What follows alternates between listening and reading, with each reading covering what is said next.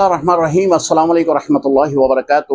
لیاقت علی سوال کر رہے ہیں لاہور سے، کہتے ہیں قضا نماز کب کب پڑھ سکتے ہیں، یعنی کس کس وقت میں پڑھ سکتے ہیں؟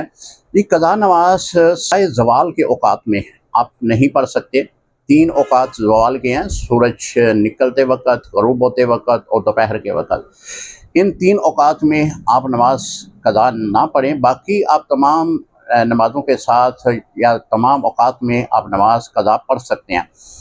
نماز عصر کے بعد اگر آپ نے قضا نماز پڑھنی ہے تو احتیاط کریں، کیونکہ نماز عصر کے بعد نہ تو نفل پڑھے جاتے ہیں، قضا نماز ہی ادا کی جا سکتی ہے۔